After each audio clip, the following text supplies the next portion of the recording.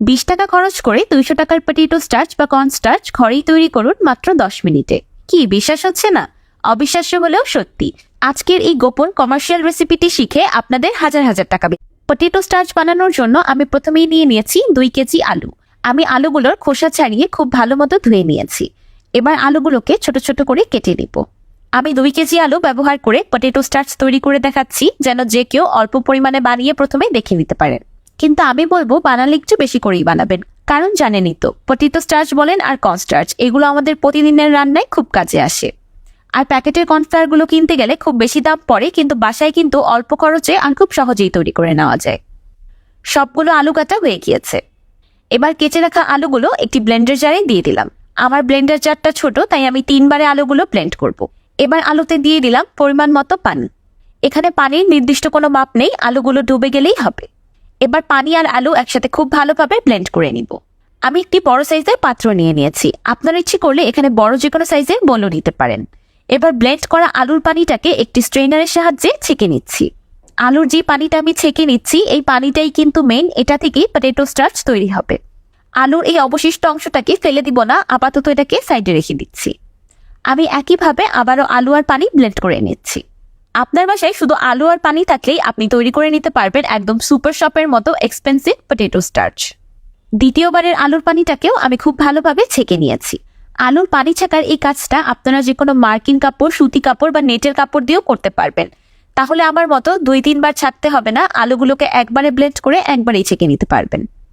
আর যদি আপনারা আমার মতো স্ট্রেনার ব্যবহার করেন, তাহলে চেষ্টা করবেন একদম মিহি স্ট্রেনার ব্যবহার করতে, যেন কোনো রকম আলুর অংশ এই পানিতে না যায়। পানি ছেঁকে নেওয়ার পর অবশিষ্ট আলুর পেস্টগুলো আমি একটি বাটিতে জমিয়ে নিয়েছি। এবার এই আলুর পেস্টগুলোতে আবারও পরিমাণ মতো পানি দিয়ে হাত দিয়ে খুব ভালোভাবে মিশিয়ে নিব, কারণ এগুলোতে এখনো কিছু স্টার্চ অবশিষ্ট রয়ে গিয়েছে। এবার আমি আলুর পেস্টগুলো ছাকার জন্য একটি মার্কিন কাপড় ব্যবহার করছি, আপনাদেরকে বোঝানোর জন্য যে আপনারা এই কাপড় দিয়েও খুব ভালোভাবে আলুর পানিগুলো ছেঁকে নিতে পারবেন।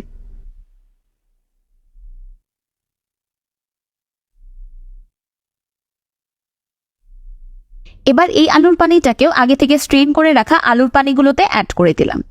দেখতেই পারছেন পানির উপরে কতগুলো ফেনা জমে আছে। এই ফেনাগুলোকে হাতের সাহায্যে তুলে নিচ্ছি। এবার এই পাত্রটাকে কোনো রকম নাড়াচাড়া না করে এভাবেই রেখে দিব 10 মিনিটের মতো। 10 মিনিট পর ফিরে এলাম। এই 10 মিনিটে পানিটা লাল হয়ে গিয়েছে আর নিচে পটেটো স্টার্চ জমে গিয়েছে। কোনো রকম নাড়াচাড়া না করে উপর থেকে পানিটা ফেলে দিলেই নিচে পটেটো স্টার্চ দেখতে পাবেন। এবার আমি উপর থেকে লাল পানিগুলোকে ফেলে দিলাম। মাশাআল্লাহ, দেখতেই পারছেন অলরেডি কতগুলো পটেটো স্টার্চ জমা শুরু হয়ে গিয়েছে। এবার আবারও পরিমাণ মতো পানি দিয়ে এটাকে এভাবেই রেখে দিব 10 মিনিটের মতো। 10 মিনিট পর দেখতে পাচ্ছেন আবারও উপরে লাল পানি জমেছে আর নিচে কত সুন্দর পটেটো স্টার্চগুলো জমা হয়ে আছে। এবার ঠিক আগের মতোই উপর থেকে আবারও ময়লা পানিগুলো ফেলে দিব। এই প্রসেসটাকে 3-4 বারের মতো করে নিতে হবে, যতক্ষণ পর্যন্ত পানিটা একদম স্বচ্ছ পরিষ্কার না হয়ে যায়। দেখতেই পাচ্ছেন এবারের পানিটা একদম স্বচ্ছ পরিষ্কার হয়ে গিয়েছে, একদম ক্লিয়ারলি পটেটো স্টার্চগুলো দেখা যাচ্ছে। আপনারা এই পানি বদলের স্টেপটা ততক্ষণ পর্যন্ত করে নেবেন যতক্ষণ পর্যন্ত পানিটা একদম পরিষ্কার ক্লিয়ার না হয়ে যায়। আমি 4 বার পানি চেঞ্জ করে নিয়েছি, আপনাদের ক্ষেত্রে 1-2 বার কম বা বেশিও লাগতে পারে।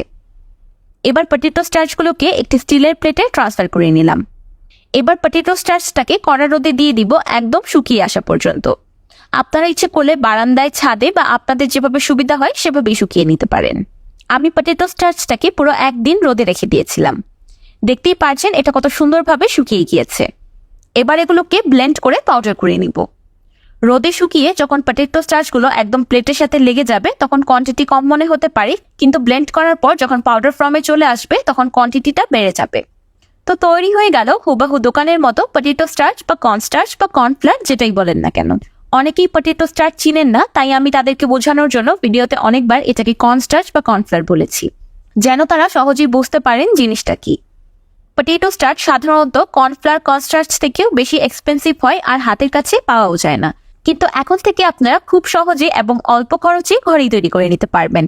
এই পটেটো স্টার্চ দিয়ে আপনারা কর্নফ্লাওয়ারের যে কোনো কাজ করতে পারবেন, আর যে কাজগুলো কর্নফ্লাওয়ার দিয়ে করা যায় না, পটেটো স্টার্চেরই প্রয়োজন হয়, সেগুলো তো করাই যাবে। এই পটেটো স্টার্চ আপনারা একদিন বানিয়ে যে কোনো এয়ারটাইট কন্টেইনারে করে সংরক্ষণ করতে পারবেন বছর জুড়ে। 2 কেজি আলু থেকে আমি 250 গ্রাম পটেটো স্টার্চ পেয়েছি। এখন আপনারাই জানেন 250 গ্রাম কর্নফ্লাওয়ার বা পটেটো স্টার্চ কিনতে গেলে কত টাকা পড়বে। আমি আপনাদেরকে কাছ থেকে দেখিয়ে দিচ্ছি, দেখে বোঝার কোনো উপায় নেই যে এগুলো ঘরে তৈরি হয়েছে। মনে হচ্ছে যেন একদম দোকানের কিনা, তাই না? আইফুড চ্যানেল মানেই সব ইউনিক ও সহজ রেসিপির ভান্ডার। তাহলে আপনি দেরি করছেন কেন? এখনই আমার রেসিপিটি ফলো করে ঘরেই তৈরি করে ফেলুন পটেটো স্টার্চ। আমার আজকের এই পটেটো স্টার্চের রেসিপিটি আপনাদের কাছে কেমন লাগলো আমাকে অবশ্যই কমেন্ট করে জানাবেন। ভিডিওটি ভালো লাগলে একটি লাইক দিবেন আর আমার চ্যানেল সাবস্ক্রাইব করে আমার চ্যানেলের পাশেই থাকবেন। আল্লাহ হাফেজ।